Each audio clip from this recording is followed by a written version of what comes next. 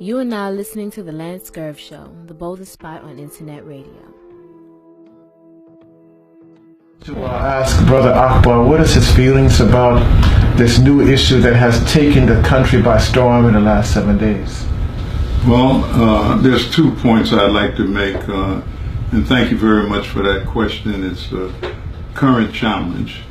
I'm not on the same page that they are because I happen to know the history of America and her interference in governments and so-called democracies all over the world for her own objective. And what you have now is it's coming back home to America. And if it is true, but there's questions that we have to fundamentally ask. How did the Russians directly impact how people would vote in the voting booth? Did they change the votes? I mean, there's a lot of details, a lot of technical questions that would have to be asked and answered. And I also think that it's a tall step to accuse the president of a country of being directly involved in directing it in terms of interfering with the election in America, saying that the president wanted to see Trump as president. And when you unfold it and look at it, it may look like sour grapes. It may look like the pain, because nobody, including those who were very close to it, expected Donald Trump to win. I think even he was surprised. You could see it. And so, but when he did win, it became a problem, and this interference became like a convenience to blame the Russians. So what do they want us to do? Have the election again? Are they going to attack Russia? And when Elijah Cummings, I'd like to have a conversation that this tears at the very base of democracy. It's a threat to our democracy. Well, when we go around the world, I can start as recent as the last election in Iran. America was heavily involved. I can look at the situation in Libya. America supported those who were against Muammar Gaddafi. They were housed in America. One of the top leaders who was against Gaddafi lived right there in Alabama and was supported by the CIA. And I can go on and on and on. So what you have done to others, now it comes home to you, and now you're talking about, even some people talking about attacking Russia over this, and I don't see it that way. I think they need to look into it, show how they interfered with the election, even the count, and maybe they're thinking that we should have the election all over again. But to me, I don't think that it's what they're making it to be, because and with all of my political knowledge, it may not be that great, but to accuse a president, I haven't heard presidents around the world accusing America of interfering in their democracy. And the same thing with the phone call between Taiwan and the President-elect Trump. People could say that he was interfering in that phone call with a country that is challenging their mother country, China, to be independent and not be recognized as a part of China, but an independent country. And here America makes a call to the leader of that country. So no, I'm on a different page on that. And what it is, it's a wait and see. Whatever is there, I believe that it will unfold. And it's unfortunate that this pressure is on Barack Obama as he's leaving office. If he talked to the president of Russia, as he said he did in the G8 meeting, then whatever came out, he knows what came out of the discussion. It was more than don't do that, and I'm warning you, but there was more discussion than that. And maybe we need some transparency and talk about the full discussion. So that's my take on that. I know I took the scenic route. No, it's beautiful, but Brother Akbar, how do you handle the question that many would say that America, the greatest democracy on the face of the earth, has a burden to spread democracy by any means necessary to all the unfortunate nations in the world? Well, I would say that that is totally a misstatement by America if they're saying it. You have the responsibility to use your tremendous wealth and power to see that there's no hunger, to see that the people in Syria who need to get out of that area of Aleppo, that they get out, that you send in helicopters and food so that they can get out. They have lost their fight against Bashar al-Assad, and now if they want to leave, America should spend their time leaving. America should help in the crisis in the southern Sudan. You engineered the separation, now the country's in free fall. So if you want to talk about spreading democracy, use your wealth and power to spread some goodwill and help those who are in need right now. Another issue is the President-elect Trump. We have a number of African Americans who are almost in depression, especially the so-called black leadership class, trying to find a way to handle this new era that's come upon us with Donald Trump. And how do you think we should handle this? We know that Mr. Al Sharpton is going to have a march in a couple of days. We have again heard people like Cummings and others talk about, oh wow, we have to do something to find a way to stop this momentum and movement by Trump. Do you think that we should be in that mix? Okay, no, I don't think we should. I think that what the better thing, instead of marching, what is your agenda for President to be Trump on January 20th, God willing? What is your agenda? What do our people feel about him and how he views black people in America? That's what we should be talking to our people about. To me, what are we marching for? We're saying we're protesting you being the president. We're protesting because we somewhere down in our minds and hearts we feel that you're racist and you'll mistreat us. So what are we marching for? Or do we present an agenda for Trump that we need to satisfy some of the terrible situations that we find ourselves in as a people in America with nearly 45 million? So I don't see that. I don't see what the march will get. And if you're going to have a march and you want this to be inclusive of all of your people, then you have to make it inclusive. The churches, the mosques, wherever we may be found, we have to make it inclusive and explain to the people what is the agenda in terms of dealing with Trump for the next 4 years. Yes. Well, last week, President-elect Trump met with such people like Jim Brown, and we know Jim Brown, who has been a friend of the Black Liberation Movement for a long time. And he walked away from the meeting saying that, oh, Mr. Trump, he seems to be honest, and he felt good about him. What do you think about Jim Brown's analysis on Trump, and also the fact that while Trump is calling black leadership, they have omitted one of the strongest black leaders in this country, and that's Minister Louis Farrakhan? That's what I meant about being inclusive. I'm a member of the Nation of Islam, a helper of Minister Farrakhan. I'm one of his followers. And to see them talk about meeting with black people and talking about agendas and excluding Minister Farrakhan, then you should say that the meeting is not legitimate. He's the strongest voice in the black community for the hurt of our people. And he's the stand-up person to those who inflict pain on our people. But you're going to have a meeting with the new leadership of America that you call, whether he accepted to come or not, but just an invitation would show that your heart and mind is in the right place and that you're really speaking for black people. So I think that them to call a meeting, and to my knowledge, Minister Farrakhan did not receive an invitation, is a misstep in terms of dealing with Trump and this administration that's coming in. That's very interesting. Also, what is also on the agenda is the whole issue of the recent death of Fidel Castro. As we know, the American political scene, from CNN to MSNBC or Fox, they had disparaging remarks about Fidel Castro, making him a demagogue, an evil person.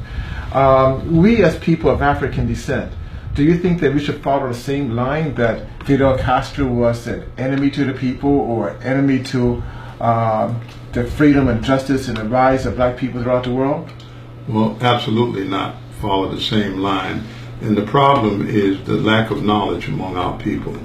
And if you look at the way Fidel Castro was hailed by people in every corner of the world, and mainly the oppressed nations. I didn't see him hailed across Europe, but throughout Africa, throughout Latin America, throughout India and the Far East, people hailed Fidel Castro because he took a principled position and stood on it in the face of all of those who would have liked to see him destroyed. When the Soviet Union had their problems in the early 80s, Fidel and Cuba stood. They didn't change their course, they held their position. When Fidel began to turn out these doctors through his medical schools, he sent them throughout the world to help those countries that the Western nations that conquered most of them could have sent doctors and built hospitals and helped with schools and spent millions of dollars in those countries where they took out billions of dollars to help the people. But Fidel did it, they did not. So of course, unless you're empty-headed and just don't know anything about history, then you would take a position against Fidel with your former slave masters. I was very, very sad and shocked that Congressman Ellis, on his statement in reference to Fidel Castro, first thing that came out of his mouth is that now, quote, now we can enact a real human rights policy within Cuba since Fidel Castro is dead. And I was shocked by him because he typically lines himself up as a fighter for the oppressed, a fighter for the poor. But him having those types of statements, what is it when we have leaders like that, congressmen, senators, ministers who are African American and African descent, begin to voice a language that is contrary to the will and the wishes of the people? What do we do about that? I think they're suffering from an identity crisis. Mm-hmm. They got lost somewhere. They lost their way. And they're so much trying to be American, I should say, and in the absence of the color line. 3 books just came out recently. People are writing about the challenge that we have as black people in America. And if you see somebody speaking up for the oppression, we are the oppressed. We may be making a little more money and we may have one extra car, but we come from the oppressed class. But when you speak up for the ruling class, I mean, how could you speak up for America and Cuba and what America has done to Cuba since Fidel came to power in 1959, tried to strangle that country and its people, and you speaking up for them that we can now have human rights in Cuba, and you don't even have your human rights here at home. You suffering here at home for the lack of human rights and dignity and the freedom to move and to do things for your people.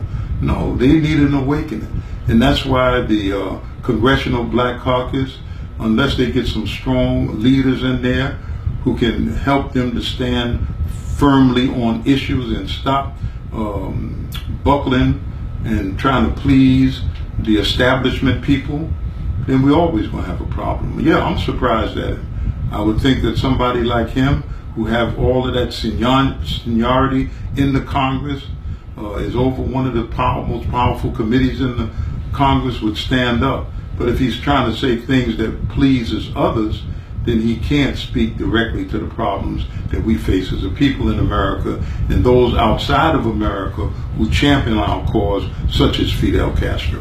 Maybe us and others are being pushed by the outside forces, are pushing an agenda. For example, not long ago, there was a wonderful article that was in the Al Jazeera website, and it talked about the racial problems that we have within the Islamic community in the United States.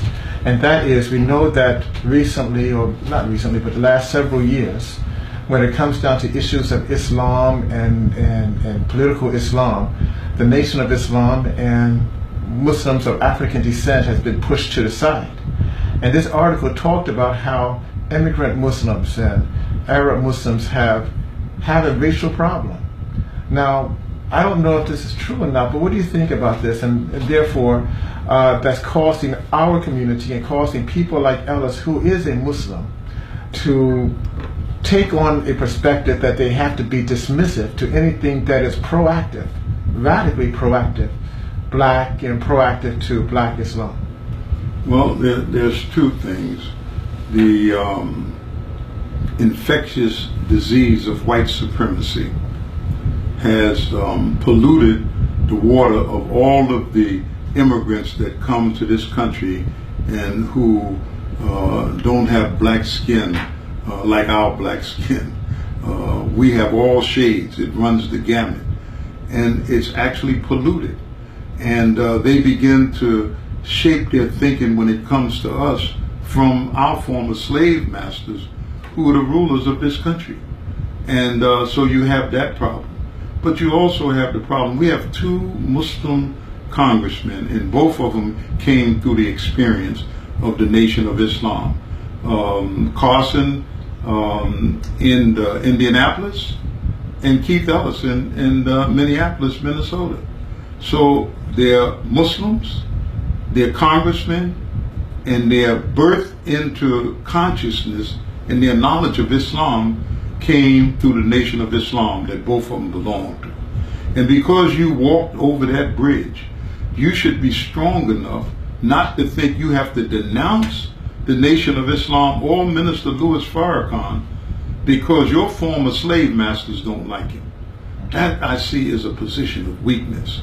And then the Arab Muslims in this country see the black men and women who love Islam, want to be involved in Islam, but they want us to keep a distance from us because they think that their closeness to us may displease the former slave master who was over us or people in government. So they keep an arm's distance. They give us a stiff handshake and not get too close to us nor into our challenges, our problems, solving some of the issues that we have in the black community. They don't want to get too close because that may not fare well with the white rulers of this country. Yes. Last thing I want to make mention of is that, and that is, members of the Nation of Islam by the hundreds and by the thousands have made Hajj and has made Umrah. And when they go over there, no one asks them what type of Islam do they practice or if they're Muslim or not. They allow all people to go in. Am I right, Brother Akbar? You're absolutely all right. And that needs to be said and understood. And only people within the United States, whites and some unfortunate African Americans, ask the question or make the statement, so-and-so is not a true Muslim. And that's something that should not be asked or stated. I want to thank you, Brother Akbar, for taking the time out of your busy schedule. Let our listening audience know that he was just traveling through. He had no ideas and no intentions of stopping by a radio station to talk.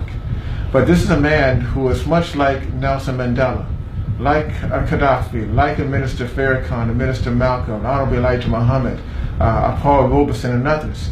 That when there's a call that goes out for them to say something and to speak to our people and speak to the hurt and despair and try to offer solutions, there's nothing that they will not do. They will stop whatever they're doing to come to address us, because as I know this man, Akbar Muhammad, he lives for black people. He loves black people. He has put his family behind for black people. So we thank you for coming out. We thank you for sharing your thoughts with us, and we thank you for listening to the Lancescurv radio show. Thank you. Assalamu alaikum. Wa alaikum salam. Thank you. Salam.